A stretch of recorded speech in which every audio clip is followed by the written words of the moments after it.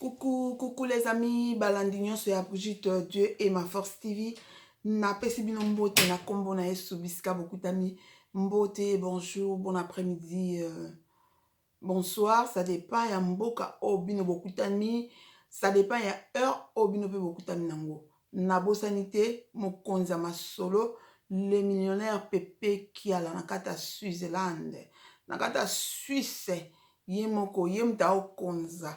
Umea na ngwende na yo ba oyanga nyoso na lingaka bino ba love na pokwa lelo na ye lisuto solola à propos parce que eza ya koyinda réseaux sociaux eza lisusu mbutu ngo esila te esalaka bepisode nzambalola à propos ya Kevin Kaseya na Aska Olangi. Oh nzambe ya pasi ya penza mawa moya kutu ya ko temezo sa mawa to yeli yango na système naturel maquillage te elo te po moins te donc mawa trop po ça penza mawa esali mawa mingi nga penza lelo na pokwa lelo na yeli penza excusez-moi mon frère Kevin Kaseya wa motema mabe. Tu es méchant. Polémique, mais tu m'as fait très mal.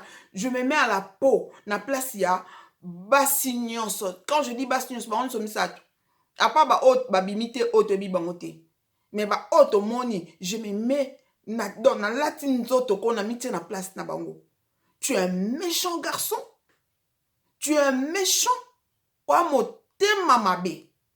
Non, mutako zaboite. Na 21e siècle, ils ont marché un gigolo. Un jeune garçon, ils ont un gigolo. Nandeni. C'est la méchanceté. C'est la méchanceté. Ba vie, on a ba gigolo, ça ba vie, ba takala. Yo penza na kibo jeune garçon na onyoso. Na bo pikili kibo nzoto na makasi konzo na kata nzoto. Osa ki gigolo. Ok, ne ko détruire ba vie bana basi ya bato. Ce n'est pas gentil. C'est pas gentil.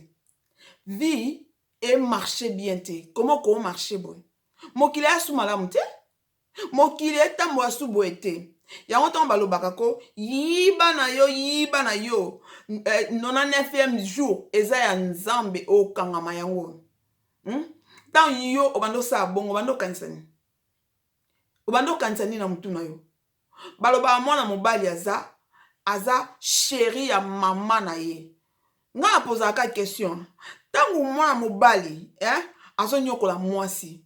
Awe bateka nyokola mama na ye. Bozana bandeko basi te. Bozana ba tantine te.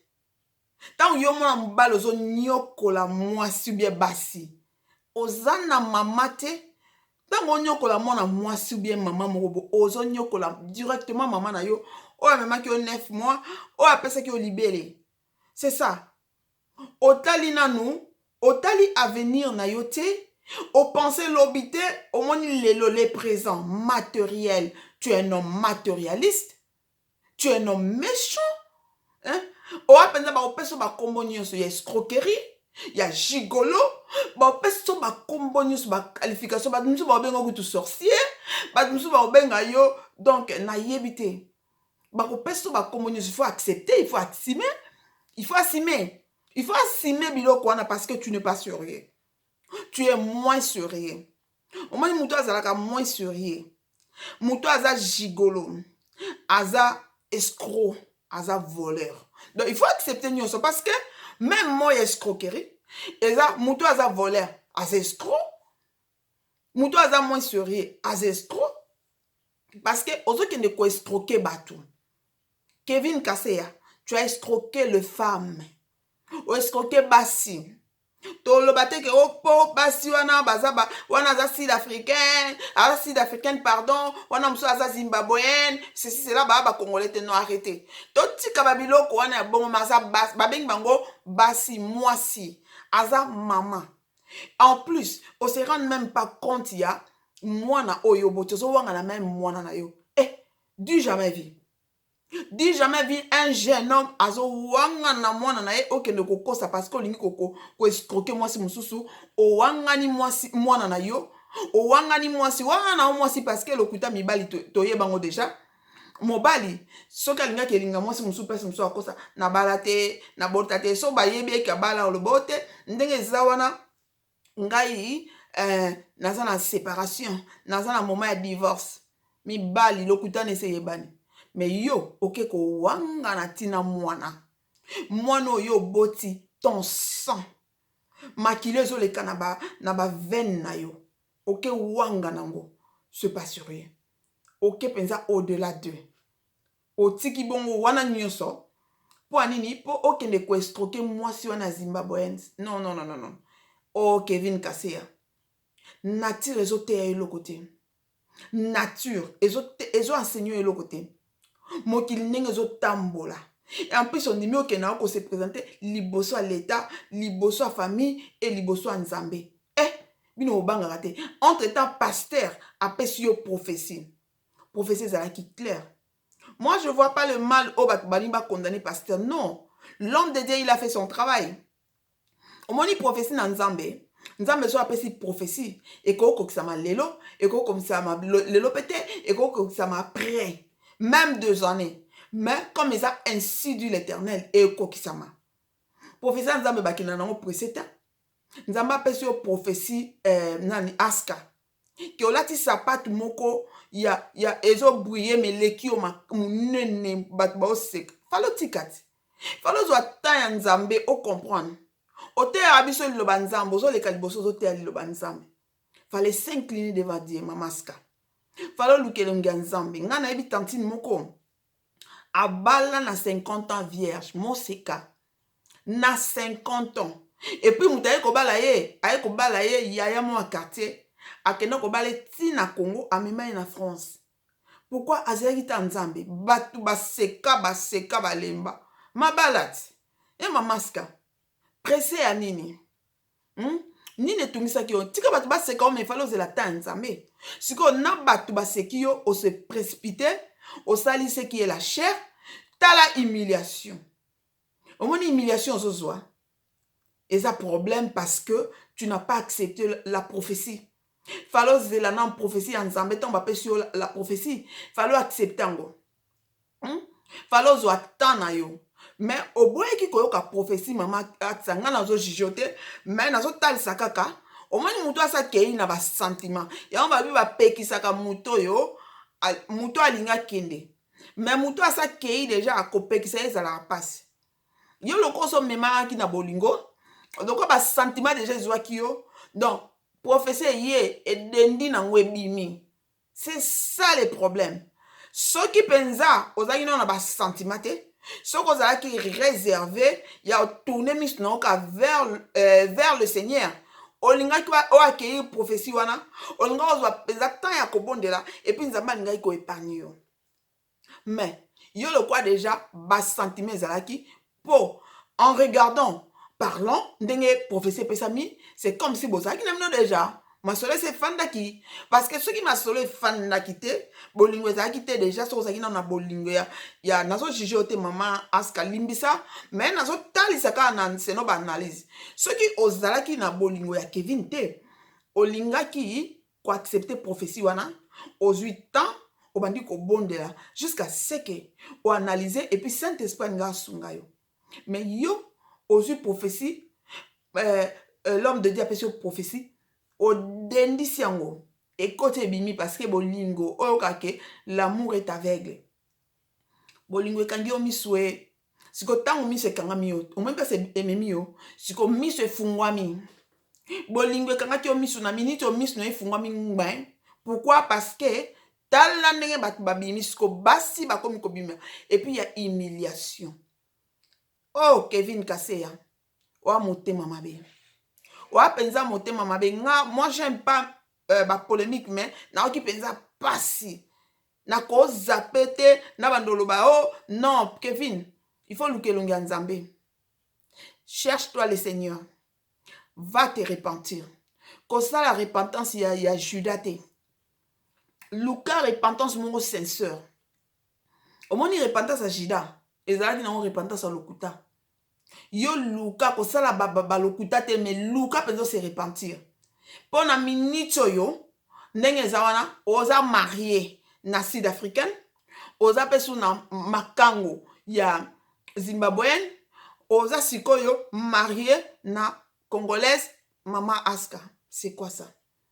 Yebisanga mpo nde bato baoloba o te bakende sikoyo na nini na Congo bakende kobebisa mariage wana te oza deya na baidentité ebele tantôt médecin tantôt age boye tantôt age boye siko ata bakei kuna na Congo bayeli na identité nini yango moni mondele na poto atiaka bato misapi na ntina babeti yo mpenza casier judiciaire na yo pardon batali misapi na yo ntango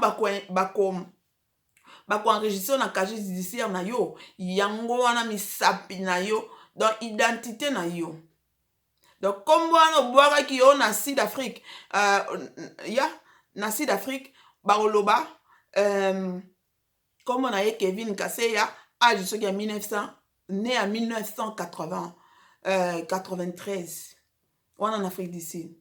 Alors so oke na Congo olobi susu ngai Kevin Kaseya né en 1993 ntango okesa libaa na yo bongo bakoporte au plainte parce que eza même personne mais yo mutu wana baidentité 50 mpona kolakisa deja oza moins sérieux toboyi te biso nyonso tosala masolo toboyi te meme bato akala bayebi ke masolo bando obwaka yango oke kote obwaki na komo mosusu kote obwaki na mais wana sikoyo ya yo ekomi ya kioscroquerie ya eza su normal te ya ezalaki ya masolo te moyebaki ke il faut na beta mpona kobeta boye oza médecin te olobi ke oza médecin tantôt informaticien tantôt nettoyeur tantôt on ne sait pas oza nani oza mutu to oza vena ou bien oza eyebani te obimi na mokili bien ndeni otie bafamille na yo na pasi leo bato bakomofinga baparent moi j'aime pas bato bafinga baparent yo mutu omemisi baparent na yo bafinga baparent na yo baparent na yo baya pour rien parce que omoni baparent basalaka mingi surtout na Afrique basalaka kaka o biso toyebisaka bango mama papa nga nazwi mpenza cheke mpasi ya kodusulela ndenge eza wana tomona clair do bino fo kosala bango baosalaka mpo na ndenge yo olobi parce que bakovivre na nsima na yo baparent surtout so bakoli eza yo mutu osala mpo obanda koyede bango c'est-à-dire il faut batosa alors yo mutu ofingisa baparent na yo yo mutu ofingisi famille na yo Kevin Kaseya ofingisi famille na yo c'est la honte na 21e siècle un jeune garçon gigolo esalama wapi escroc menteur gigolo donc ozwi bakombo nyonso yo moko mutu omifingisi alors il faut accepter il faut s'incliner devant mafinga nyonso bato bakofinga yo soki bato balobi oza escroc ndima soki bato balobi oza gigolo ndima soki bato balobi oza voleur ndima soki bato balobi oza moyibi ndima soki bato balobi oza lokuta ndima soki bato bapesa baqualification nyonso soki bato balobi ozanga motema ndima parce que eloko osali papa nayebi te soki na bengo tonton soki na bengo papa soki na bengo yaya soki na bengo noko nayebi te eloko osali ezala te odétruire na vie ya maser Aska oke odétruire vie ya mwasi na yo ya sud africaine odétruire makango na yo ya zimbabwéenne odétruire lisusu vie ya mwana na yo oyibi bango vie oyibi bango esengo oyibi bango bolingo oyibi bango kimia oui ozangisi bango kimia tande mwasi wana ya sud africaine azolela azangi kimia pourquoi azangi kimia yo mutu ozangisi ye kimia azangi esengo yo mutu ozangisi esengo tala mwana yo azangi kimia yo mutu ozangisi mwana no kimia tata awangani mwana visa parce que aza motema mabe parce que aza motema dukudugu parce que aza motema lokoso parce que aza na posa akende koescroquer quelque part non il faut luka nzambe omoni na bamoment oyo tokomi batan oyo tokomi nasoki kutu ntango kotia ata maquillage te parce que stress makambo oyo epesa bato stress tu peux pas imaginer moto nyonso ayoka makambo oyo epesa ekanda Munyo so kama no aza choqué. Munyo so la na makambo wana azo mituna eza nini. Au moins nata o zwa temps ya ko se repentir, zwa temps ya ko changer parce que eloko sali wana yozo kanisa opesi aska kimia, aska zangi kimia. Mama aska zangi kimia. Ata oloba boete. Ata za na sengo, mais intérieurement na ye. Kati na ye, nana omona kati na ye. Omoni mama ana na temple Sion, azai ko lela. Ao lela, mutamona ye kati na azalaki te. Même serviteur wana, sacrificateur, amona ki souffrance ya ana te na temple du Seigneur. Amona ki angote. Mais nzambe na molimo santu mbamona ki. Ana bandai ko lela. Ana zo lela kati na ye intérieurement na ye zo lela. Kati na ye zo lela. Alors, bakanisa lango masanga. Sacrificateur akanisa lango masanga. Abi jusque quand kotika komila masanga boy. Abi te na milango te na lango te. Nazo lela motema nanga nazo sopa motema nanga et pas encore motema nanga eza kobuka neza briser. O briser motema ya mamaska. Ata zo lakisa ngo boy te. Omoni mutu na miso bato sala kaki grodo. Na miso bato ata ndenge nini so bato ba loba. Mais mutu tango atika la kaye moko place aza. Azala ye moko penza afandi boye, ao regretter, ao lela, ao mituna nini. Nini etinda kinga. Nini etinda kinga. Donc o briser motema mamaska.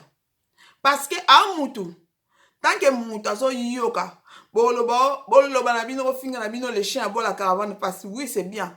Mais oyo et qu'on rattrape bino le lote lobité parce que ça mambo eza vrai. Oza marié, moi son azo lela. Tant soka laquelle yo mabe eza na cause. Parce que ça malédiction sans cause te obala ye otiki na ba nyongo okenda otiki bilamba no kuna siko ko sa ndeni kezo bilamba na. Eloko kwa iko sala Kevin Kaseya olingaki ko lokola soko linga ide ya mona mwasi wana te. Ozo rassurer ozo kosa tina ba dernière minute. Soko lingaki yete. Po anini te osala makasi o divorcer na. Po na nini te osala ki makasi osala na no premier pas o divorcer na mwasi na sud-africain. Ya sud-africaine pardon. O tiki pe makango na Zimbabwe. Ok ko defa mona mwasa bato soki 230,000 soki combien wana ba mbongo na bino ya sud-africaine. Ya sud-africaine kuna ya Sud-Afrique. Ok ko defa 230,000 mbongo ebele. Soki naira soki nini yango ba benga na ebi pete. Alors pona ok ça libala. Tu n'as pas la honte. Oza mutu, oza ndeli, oza na cerveau ni. Nini eleki na mutu na yo? Nini eleka na kata mutu na yo? C'est pas normal. Et anormalité. Pourquoi anormalité? Parce que fallait réfléchir. Et puis tant que ça la bave.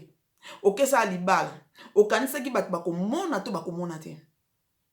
Okanisa ki mokile ko mona to mokile ko betelo maboko biende. Pona yo si moi j'ai bien compris, au sala ki ke basi wana lokwa bana bango bikolo e ko komela bango te e bakoyeba eloko te après tango otika aska ngo ese ozongi na Sud-Afrique ke beta masolo continuer kana ko escroquer ne bon parce qu'on est un mensonge moko niveau mususu niveau mensonge non escroquerie pesa eza penza escroquerie makasi eleki kuna bato babeta chekula parce que obeta neza ba chekula moko soki ba chekula soki chekula soki chekula ya nenga mystique na ndenge penza makasi oyo beti obeti penza dans ma ben makasi. Alors c'est pas gentil. Donc il faut que ça la très attention mon kileze ya kobeba. Mon kileze ya kobeba en plus basi ba sud-africaine. Papa, nga yebisi yo parce que nga na ndeko nanga. Ndeko nanga kenda Sud-Afrique. Ce qui Afrique du Sud ndeboloba biso benga ngo Sud-Afrique. Akenda Afrique du Sud wana abala kaka ndenge ezala kenda. Et puis aza médecin, il y a un vrai médecin, aza médecin le kuta le kwa yote a penza médecin solo. Akenda bala mwasi. Azwa atika mwasi na Congo. Atika belle sœur mwasi na Congo na famille. Tanga atika mwasi na ye babanda ya bolingo amour scolaire. Akena Sud-Afrique abali mwasi ya bazulu. Kaka ndeza la bofani sa masolo. Mais entre temps ça médecin si c'est ba classe ni nyoso kuna aosala. Tanga abali mwasi wana. Oyebi ke baboti mwana liboso ya mibale abandi kosala po atikaki belle sœur na biso na famille siko fasala makasi abengisa mwasi na ye asali makasi abengisi mwasi wana sud africain ntango ayoki abini na oboma yo mwasi wana awa te oyebi ke mokolo mobali akoma lelo makangu na sud afrique bato bayebi ke basud africain balingaka te bayebi Kevin pourquoi komilukila makambo boye pourquoi koza na souci ya bomoi na yo te na ya baparent na yo na ya famille na yo pourquoi koyi komitiaka na merde mpo na biloko ya mokili mpo na biloko ya mokili omoni likolo ya lokoso ezawu atekaki bokonzi likolo ya biloko oteki kibomoto na yo nyonso ko ebimi likolo ya margouille kokosa koescroquer yango wana kibomoto no eza te nana orespecte yo nga nayebi te mamaske ofanda na mobali moko mutu aorespecte aza te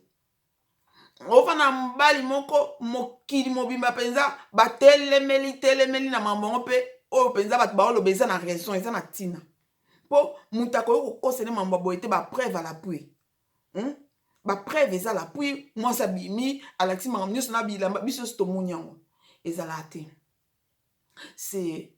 ça fait très mal donc nyonso kaka mpona biloko ya mokili emona yo otambola na voiture ya danze mokili emona yo otambola soki nini wana ndako ya danze mokili emona yo yango wana obandi na mwasi ya sud africain obi te ekoto namoni na kotikoti ye baniongo likonde esili mbongo esili tika nakende sikoyo na zimbabweenne oke kuna odefi mbongo pampapa obandi otinde ye bamessage ya bolingo bebi boye na boye odon encadre mpenza orecadre biebe obi oyanga ben oke na okobala adefisi yo mbongo yo oke bala ezalaka ntango oke obali ale basi wana babetelo maboko esopi yo ebebisi kibomoto na yo respect eza te na respect oyo banda ekopesa mama aska ekei mama aska yo boteyaka liloba na nzambe efali ozwa temps nyonso wana nini obangaki age esala elo te mama fozela temps de dieu omoni mutu azeli mpenza temps ya nzambe na patience na se na makolo ya nkolo bible elobi david alobi j'étais juste j'étais jeune et je vieillis je n'ai jamais vu un juste abandonné nzambe atikaka juste te ata ndenge nini nzambe asala likolo na se jehova nzambe abomo jehova rafa yoshua hamashia atikaka juste te omoni lelo koolela oleli mokili ecoli yo mokili eseki yo mais so okangami kaka na nzambe yo ozosincline kaka yo ozolela motema no ezosopana liboso ya nzambe nzambe alinga atika yo te oprécipité oboyi koyoka prophétie ya l'homme de dieu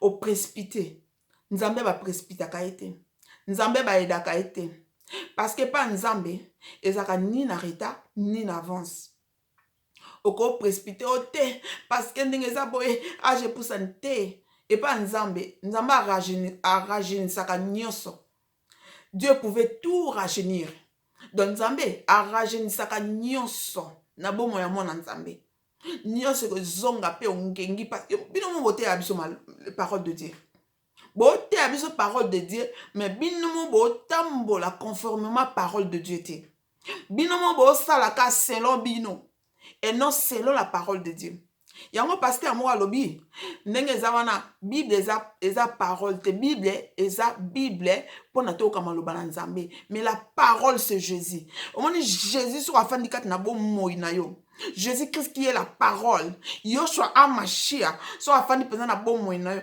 aolakisa yo kote oyo yango te kevin yo bongo wana te tojuge yo te nga una aza dune te ya kojuge yo parce que nga mpe na moto ya mabe moto ya masumu nakoki te mais na mutio na comprendre qui est dieu qui est jésus oyo asalanga ngolu oyo akomisanga boye oyo apesanga mpenza opportunité nyonso et puis oyo azopesanga souffle de vie donc nayebi ke jésus christ aza parole alobi je suis le chemin la vie et la vérité mutu nyonso aondima nga aolanda nga aozala jamais déçu yo somona mutu mpenza alandi yesu bi alandi nzambe mpenza s'incline aoluka nzambe na bosolo azala déçu non omoni biso tolingaka komona oyo ezongenga tolingaka tomona ya vite ya nzambe eumenaka mekokisama ekokisamaka. Yo siko Kevin olingaki bato bamona yo lokoso, olienaki lokoso, olie mbangu pema. Omoni kolia mbangu pema, omoni pema kolia mbangu lokoso. Donc nayebi te lokoso ebomi yo. Omoni lokoso nde ebomi yo. Alors mama ska pe ozangaki discernement. Mama ska yo mo po omoni ke nazotula mwana nzambe atulaka te. Nga nayebi tantine moko aza na France bamema ye mpenza bana na Congo ti na France. Tantine wana akokisi ya 50 babali ye na 50 et puis vierge moseka maye dota nzambe loko azali kaka kosincline na makolo ya nkolo nzambe apesa ye libala et puis aya na ye et puis nzambe apesa ye mwana parce que pas nzambe impossible ezalaka te. Notre Dieu n'est pas impossible. Na Bible, au côté de la Bible, banane et bandetisuka, l'impossible n'est pas son nom. Impossible, c'est comme nzambe. Bote abiso mama nzambe bino mo bo koma na bino te bo kokisango te. Botika ko ambouye biso. Yango na penza Bible lobi tango Jésus abi ce n'est pas ce qui m'appelle Seigneur Seigneur en entrant le royaume de cieux. Ba o ba benga nzambe, ngana sambelaka, ngana teaka. Ba ngana te mba mona bokonza likolo. Qu'on sait la volonté en Zambé, qu'on marche conformément selon la parole de Dieu. La parole c'est Jésus. Toi, il va à mon kauka. Qu'on sait la volonté en Zambé. Yangondeza, qu'on sait le banzam. Aimer ton prochain comme toi-même. Linga moninga na. Kevin yo linga prochain ou bien prochain na ote. O linga kate parce que so linga ka prochain na yo. O kwa ko sala moi si oza na yete. Yango na bible pe lobi neto za boye pardon. Baloba ba mikolo ya mayele baloba. Ennemi na yo azaka ko ozola na ye. Kevin oza ennemi peza ya basi na yo nyoso. Aska mama musani na nkolo. Yeba ke ozola na ennemi. Oza kolala na ennemi. Kokanisa te kozola na mutu malamu. Ndenga sali basu wana kosala pe yo. Soki okotaki ne na complot, o complotaki yeba ke luko osenga nzambe bolimbisi. O luka penzo yo kasu voix nzambe. To juge ote, mais to juge makambo eleki o Kevin asali et puis ko sala ke bo se lié. Donc mam Kevin asali, yango ne sala ke bo se lié. Yangwane to lobela ba acte mabe eza kat na Kevin. To lobela mabe, c'est pas gentil. En tant que maman, en tant que moi si, donc na oki penza pas si mo mutu mo comprendre te. Ezala te. To boite eza vie privée, mais vie privée, tant que c'est bimi na bakata ba réseaux sociaux, tant mino bo tandi maman na ba réseaux sociaux. Donc elinge le baké, vie privée eza souté. Vie privée eza li souté. C'est-à-dire, tant que boya qui pensa, Kevin a landi, qui star, que moi na maman langi, na bilo nyoso bozui, et ça bilo mokilité. Na ngwa kufa ba kunai na mituka, na ba mbongo, na ba nyoso wana, etikala. Luka na nzambe Kevin, répands-toi. Qu'on se repentir tel que la Judas te, mais répands-toi sincèrement. Parce que bilo kwa mokili, etika nango. Bilo nyoso to mona etika nango. Mais il faut de quoi tozaka na mokili to na posa nango parce que nzambe mutasala ke eza na ba ordre na biso na sous nos pieds eza na sama ko na biso. Alors ayebi ke faut tozala nango mais ko luki yango na modèle wana te. Muto alukaka mbangu pe malokoso emema o mabe. Donc o luki penza na ndenga lokoso na ndenga mabe. Omoni pas ememi yo. Kevin Kassé omoni, tu n'es pas sérieux? Nga linga polémique mais na oki choqué na kokaite na koloba no maloba bien te na koloba no maloba ya ko caresser te na koloba no maloba tendresse te na koloba no pensa ce qui est vrai. Répands-toi bongwana oza sérieuté mamaska zonga siko na makolo nkolo po bino mo bote ya biso maloba yom tote ya biso liloba parce que Kevin il est un homme marié. Kevin a marié, il est un homme marié. C'est-à-dire, Kevin a un marié. Alors, il faut que zonga sikobo e babosani. Bota la batute mais qu'est-ce conformément à la parole de Dieu, tout nanzambe siko sani. Luka basani nanzambe pasteur oyo apesaki yo prophétie pasteur Daro nayebi ete luka ye lisusu pe nayebi ke ekomeli ye mutu na nzambe bato alobaki na ye aza na rien à voir. Moi je le juge pas nga na oloba te ke o ye non non non non non ye alobaki mais ntango yo omoni mamongo nde ezalaka nana ngo ke koloba sincère ntango yo ke na sincérité te ntango yo yebisi vérité te ye asa prophétisaki mais yo yebi nde bosololaki alors eyebi ka motema na yo mpona koloba ke pasteur pa aza limité aza nzambe te ye pasteur po ayeba nyonso fo nzambe apesa ye nzambe apesaki ye asuki wana continuité ezali kaka nzambe motu fale asosolisa lisusu yango namoni continuité ya nzambe yango ebimi na poisa continuité yango oyo pasteur ye alobi kaka nzambe apesaki ye lokola aza mutu nzambe alimite ye na prophétie wana le reste ezalaki service mosala ya nzambe yango wana yango esali boye mais soki yo ozalaki oacceptaki yango enge ezala bien luka mpenza elongi ya nkolo luka azwa ta na yo moto azalaka humble nzambe atombolaka ekoyoka soni te napesi mbote na baoyo yanga nyonso. Abonnez-vous massivement sur ma chaîne Bougie Dieu et ma Force TV. Kevin, ozokisi mitema batu. Osali penza mabe. Moi sona oyibi bango esengo, oyibi bango vie, oyibi bango bomoi. Pourquoi na bi bomoi c'est-à-dire vie lingala. Oyibi bango joie.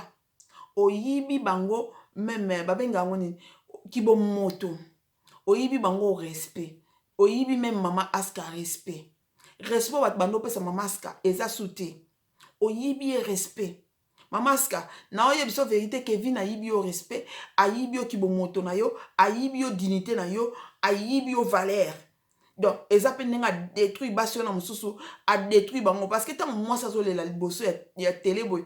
Oyi osili le funda ki bo mwasi. Asusu, azali susu, na ba maîtrise te. Akomo lela moi na Sud Africa comme bilela lela. Oyibi e kibomoto. Oyibi